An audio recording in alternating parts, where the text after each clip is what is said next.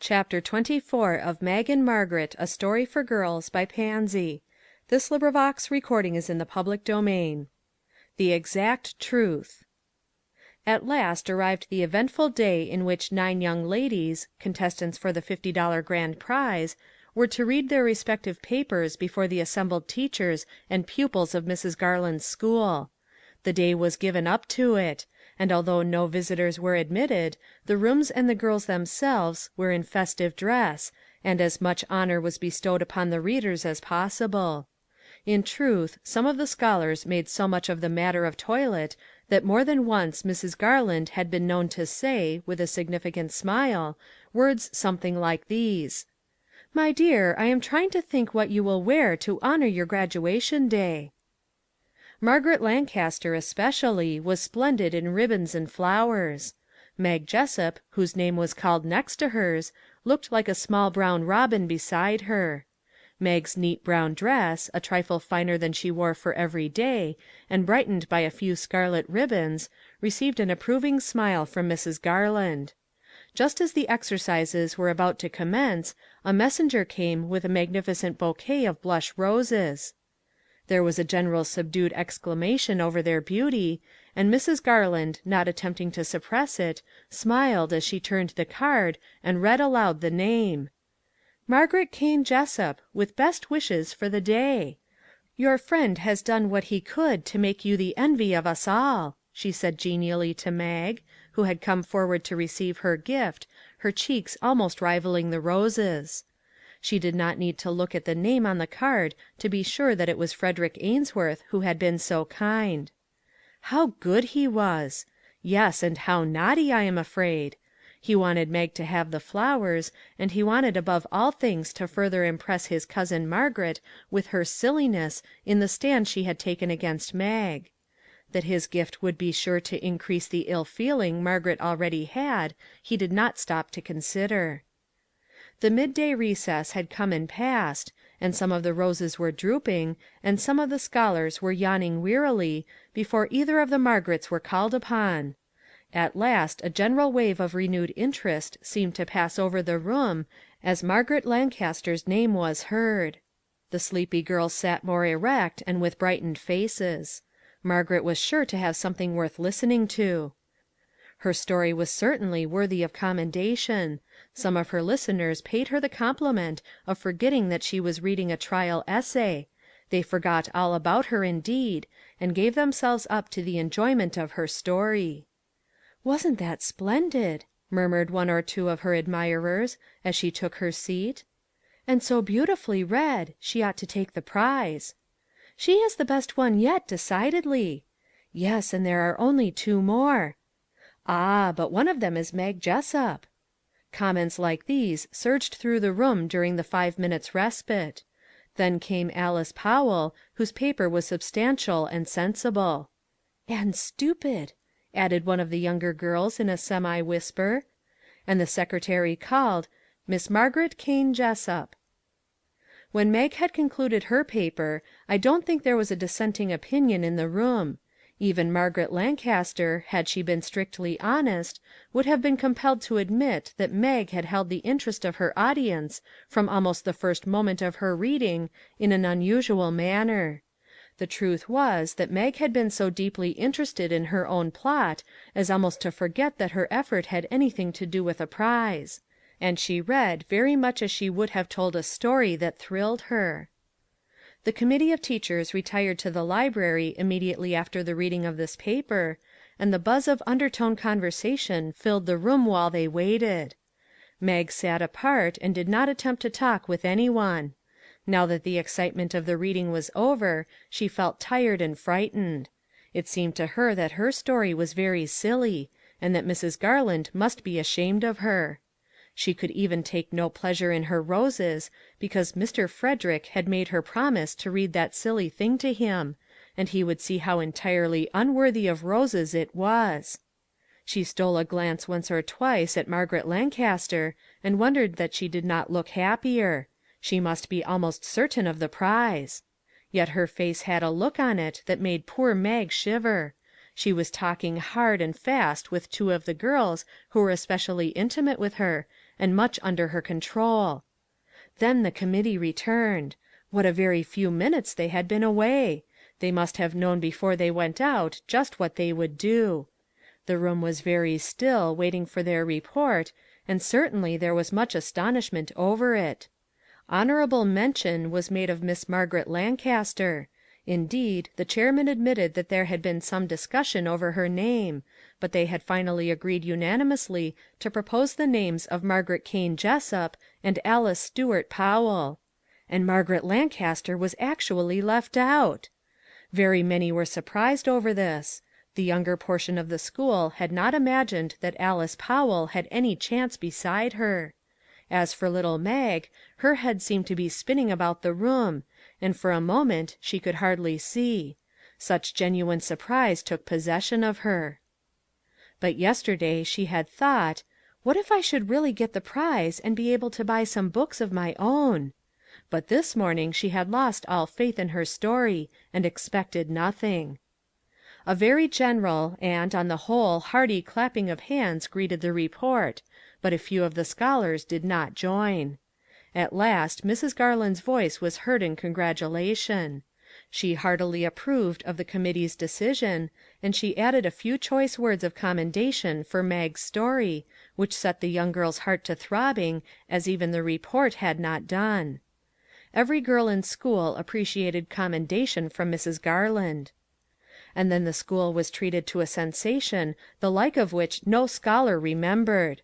It was Margaret Lancaster's voice, distinct and angry, that created an instant hush, while those in the back seats leaned forward to lose no syllable of what was being said. "Mrs. Garland, some of us did not know that you allowed copious quotations, or we might have earned a little glory also." "Quotations?" repeated Mrs. Garland, in great surprise. "Unacknowledged quotations, do you mean, Miss Lancaster?" "Certainly I do." "Then your remark is not understood. Since you have chosen to make it before the entire school, you may explain your meaning." "I mean that Mag Jessup's story, of which you seem to think so highly, is copied from a book." Utmost excitement prevailed at once. "What a shame!" said one voice distinctly. "I think as much," said another. "I don't believe a word of it," exclaimed a third. "Silence!" said Mrs. Garland in a clear, cold voice. "Young ladies, the privilege of conversing together is withdrawn. Miss Morton will be kind enough to come to the platform. Miss Lancaster and Miss Jessup, I will see you at once in my office." Miss Morton, the mathematical teacher, came at once to the chair and set the school at work. Though she could not have expected very clear replies to questions in mental arithmetic, with the thoughts of every scholar behind those closed office doors. How shall I try to describe the feelings of little Mag Jessup as she waited with tightly clasped hands that would tremble with excitement in spite of her, while Mrs. Garland questioned her accuser? The idea that she would do such a despicable thing as steal part of her story! She, who had refused a suggestion that Mr. Duane had made, and several hints that Mr. Frederick had kindly given her, because, although they were splendid, they were not her own, and she had no right to profit by them. Mr. Frederick had argued the point with her, had assured her that she was over particular, and that before she began to write she was quite at liberty to make use of all such general suggestions; that they had nothing to do with the actual work which her paper was expected to represent. But Mag, though disliking to appear ungrateful and obstinate, had yet held steadily to her determination to take not a hint of help from anybody, and this was her reward! "Take that chair, Miss Jessup," commanded Mrs. Garland, not unkindly, and she pointed her pupil to an easy chair near the window. Perhaps she saw that the poor girl could hardly stand. Then she turned to Margaret. "Now, Miss Lancaster, repeat and explain your extraordinary statement, which, whatever you may mean by it, would have been very much better made to me in private." "I don't see anything to explain," said Margaret, sullenly. "I said she stole her story, that every one is making such a fuss about, and so she did." "You know that is not true," burst from poor Mag's white lips. She felt that it would be impossible to hear such words and not say so much. Then Mrs. Garland's voice: " Hush, my dear, I am conducting this examination. Miss Lancaster, what reason have you for thinking so? "" The very best reasons in the world." " Very well. State them as briefly as possible." " It is all in an old book of ours." Mag started to her feet with an exclamation, then at a warning glance from Mrs. Garland sat down again and clasped her hands so tightly that the print of the nails showed for several days. " Be explicit, Miss Lancaster. Do I understand you that a portion of Miss Jessup's paper you believe to be like something in a book of yours ?"" All of it," said Margaret, firmly. " Every single word." And now Mag's face, that had been crimson, began to pale. This astounding statement all but took her breath away. What could the girl mean? Was it possible that she could have written something much like what some one else wrote years ago? Did people ever do such things? If they did, and this was an instance, how could she ever make Mrs. Garland, or for that matter the Duanes, or Mr. Frederick himself, believe that she had never seen nor heard of the book, and that she had thought out every word for herself? " Oh, Mrs. Garland !" she burst forth, and Mrs. Garland lifted her hand.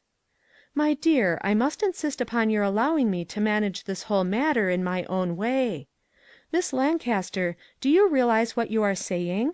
Are you prepared to stand by the statement you have made, that there is a certain old book in your father's library that contains every word of Miss Jessup's paper, which she has read before the school to day? " A look of sullen defiance overspread Margaret's face as she answered haughtily: " I am in the habit of being believed, Mrs. Garland. That is what I said."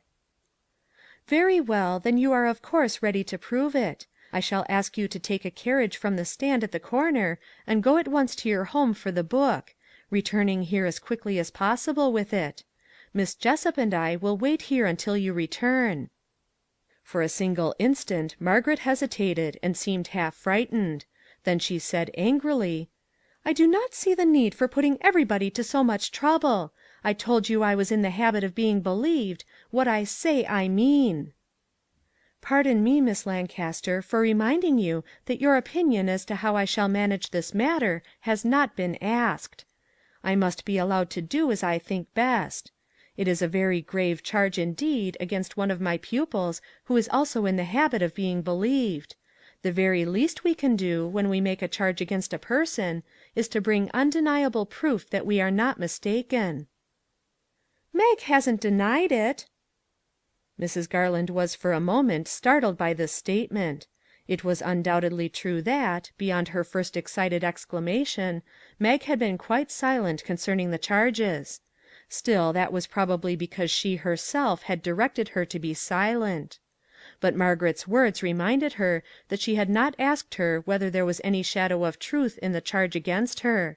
She had taken it for granted that there was not.